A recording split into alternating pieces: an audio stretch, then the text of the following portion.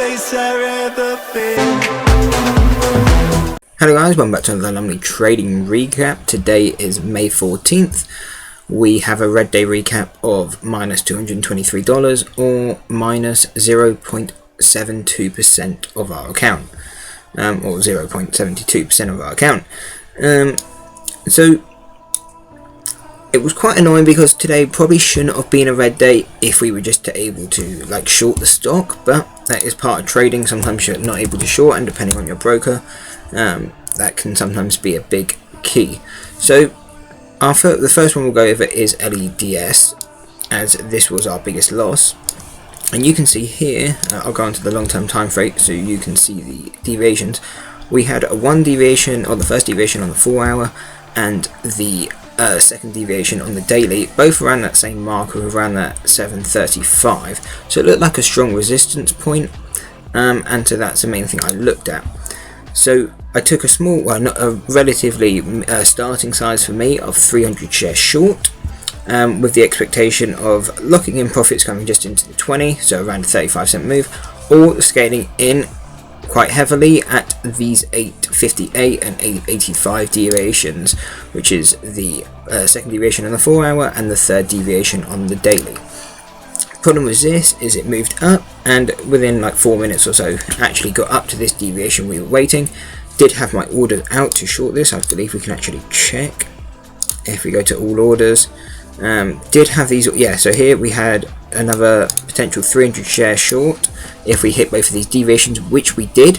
The problem was that as soon as we came out of this halt, LEDS became non-shortable, at least on interactive brokers, so I could no longer short it, and that's kind of what made this trade difficult, because obviously I couldn't get my average up. If I was able to scale in that extra 300 shares, my average would have been around this mark, which would have been around VWAP, and I could have just got taken out break even, which is most likely what I would have done if my average is the same as VWAP or close enough.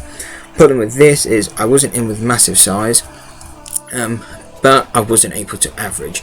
So for me, I was more looking to wait for the fade. I had a stop. Once we had this move stopped and we saw volume declining, I then had a new stop placed right above this high. I think I had it at 925 or 930, and that would just be, if the stock went that way against me, I would just stop out my 300 shares, and I think we would have been down, you know, $600, maybe $700 on that trade, which wouldn't have been ideal, but there wasn't much we could really do, or at least that's how I would see managing risk. They're getting stuck in these kind of stocks where you can't short once you've already entered. With these kind of crazy movements, does not happen often, maybe once every 2 months. So if you do get caught in a big loss, it is just something to do with this kind of strategy. It will just kind of happen every once in a while, but the high accuracy kind of allows for that, because you have so many green days. I think the last one that was relatively close to this was, I believe, in maybe March, I believe on the stock Ebon. I think that was a $300 loss, and it did that same kind of thing. I just couldn't average up, I couldn't short anymore. But anyway, so yeah, kind of waited for it to fade out. This is where I did get a bit of concern. We were kind of broke down below the VWAP, which was a good sign for me. Kind of got stuck on this 50, but then we were forming a bullish pennant.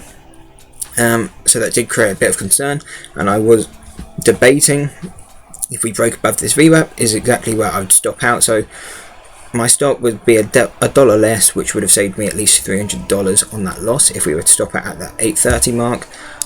We did end up breaking down for that pennant, and then kind of came back up, and then it kind of continued down, which was kind of great. And then we did actually become break even on this trade. Now, I wasn't actually at the computer at this point, which was quite annoying, because saying that, I might have stopped out. I might have taken my break even stop, but I'm not 100%. I don't know what my mindset would have been if I was here. However, when I came back, we were around this consolidation area here.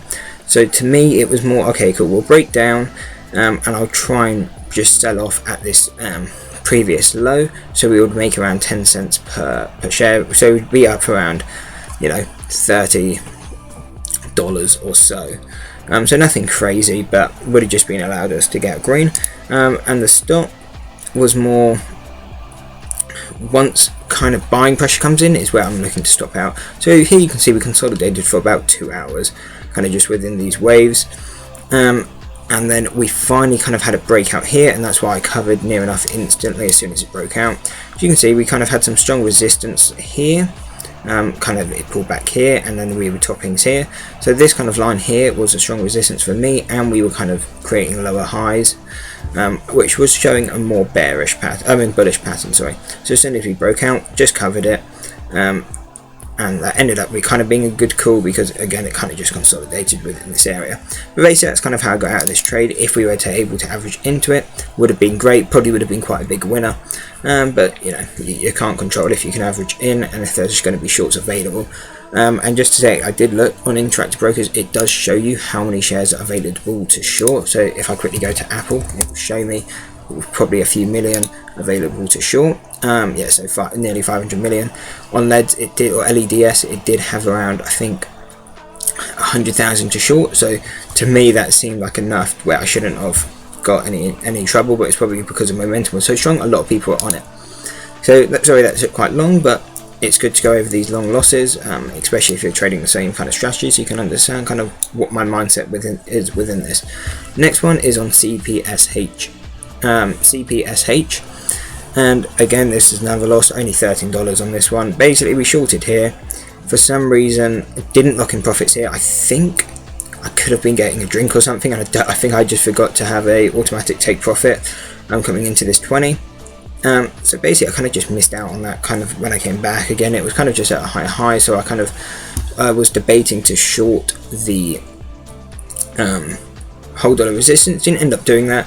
I was waiting for that. Actually, you'll be able to see my orders. I think I was waiting for $6.23. Oh, you'll be able to see it here. Yeah, 6.23. Never missed it by 3 cents.